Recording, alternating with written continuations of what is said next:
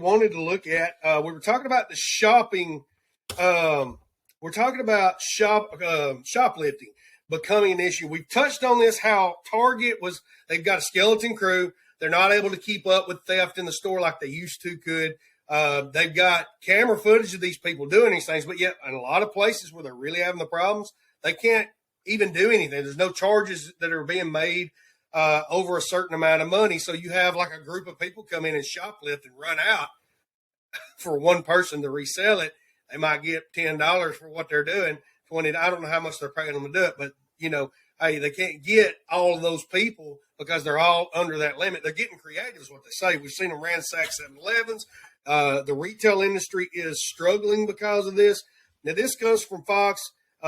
Businesses across the country have been battered by crime this year, including retail behemoth Walmart. Even Walmart's suffering right now. As shoppers flock to stores this holiday season, even Walmart's CEO warned this month that the uptick in crimes need to end or consumers could see higher prices and even stores shutting down. This is him quoting. It said, theft is an issue. It's higher than what is historically been. Walmart CEO Doug McMillon told CNBC Squawk Box earlier this month. He added that if the crime wave is not halted soon, and if prosecutors don't bring charges against shoplifters, prices will be higher and or stores will close. Crime has weighed heavily on retailers across the country this year, ballooning to a $100 billion problem. The National Retail Federation reported earlier this year. Walmart competitor Target reported this year that shoplifting incidents have increased 50% year over year, causing $400 million in losses. Some criminals, however, have gotten even more creative and bolder than shoplifting just a few items in well-known and relied upon stores such as Walmart, reports show. So I didn't go any further into that, but this is kind of one of the things that they're dealing with that's causing situations like this. On January 1st, Illinois is set to become the first state to completely eliminate cash bail, a closely watched bid to advance racial justice that has also raised concerns about public safety. State lawmakers last year passed a sweeping overhaul of the criminal justice system, the SAFE-T Act, that includes dramatic changes to pretrial detainment protocols statewide. The legislation makes presumption of release the default, ending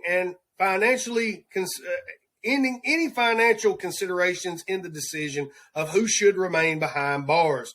The use of money as a determining factor in whether somebody is going to be in or out of jail before trial is really just an abhorrent practice, said Cook County Public Defender Sharon Mitchell. Okay, I understand they're trying to end systemic racism. I understand that some people can't afford bail and other people can. And sometimes you're going to have the greater of two evils be able to bail themselves out because they have more funding. But you can implement these things without a way of implementing a deterrent system, because that was the deterrent system to keep them from doing it.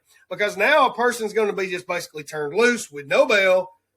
They're not going to have to pay to get out. They can go right back into that store. Some things they can't even charge people. And it says, we're going to look at this.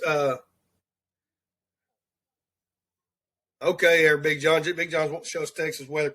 But so we're having these issues in a lot of places. And there's a lot of companies that are leaving a lot of states that are doing this. This seems to be the threat from Walmart. If you don't, curb this crime, we're going to leave, or we're going to charge people more. And then there's going to be people that would say, well, they make enough money anyways. Yeah, maybe they do, but they're not going to lose money. That's how corporations work. That's how these businesses work. The consumer always pays the price when a cost arrives. Just understand that. That's inflation in a whole. That's playing a part in the retail inflation, because then they got to pay for security. They got to pay for more mall security. They got to pay for more department store security. How you doing, Todd Stanley? Good to see you in here. Yeah, and Mind Your Business is saying Walmart is not losing money. Okay, maybe they're not, but that's exactly right. They're not going to lose money. So if this becomes a problem, you and I are going to have to pay for There has to be something implemented. If we're taking down the old system, there has to be some deterrent system implemented for this situation. But yeah, it's a shoplifting crisis. We're seeing it across the country. We're seeing where they're having to cage meats and put trackers on them in certain places in Florida. They were that was an article we looked at. We're seeing it in the UK. They're putting these tracking cages around butter and milk and things like that in the UK. Now, one of the things that one of our first things on our list I do want to look at is this is from the BBC. It says about 1,200 members of the military and 1,000 civil servants are to be drafted in to cover for striking ambulance and border force staff over Christmas. The governments say the personnel will plug staffing gaps and keep frontline services running.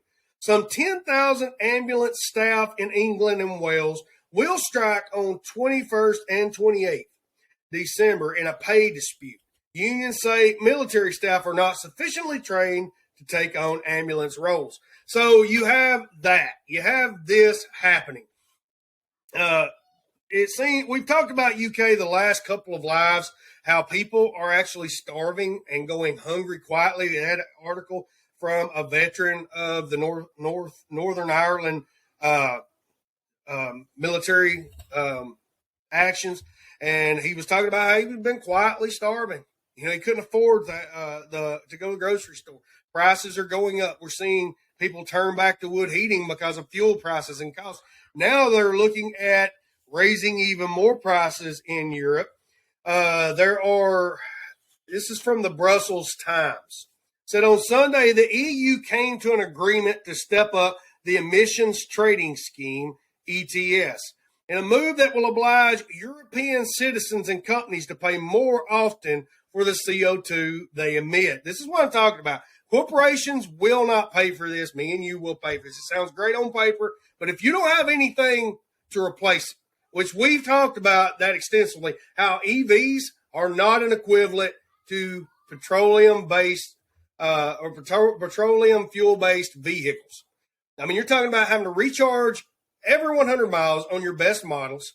So that eliminates long trips. So if you live outside of a city, you're not really going to be able to change with this economy. They're also stopping the use of nitrogen. I believe it's nitrogen oxide in fertilizer for farms. We've seen the Netherlands are going to confiscate like 3,000 farms to make them adhere to these standards. So we're watching the governments use these green talking points for their own gain. And a lot of times they have no plan for the conversion. They said, we just got to change. And we've seen what happened in Sri Lanka. We've seen their economy collapse. We've seen their food supply begin to collapse. We've seen the fuel prices skyrocket, and then people began to protest. The world AP had an article and it talked about photos of a world busting at the seams. This big push to flip over like that is causing prices to go up, and the citizens are the ones having to pay for the misdeeds of the corporations and the governments that's been happening over the last 20 to 40 years. Actually, really over the last century when you come to industrialization. So we're having to pay the cost of poor decision making in that situation if what they're saying about how we need to change to the green economy is true. So this is what's happening, and the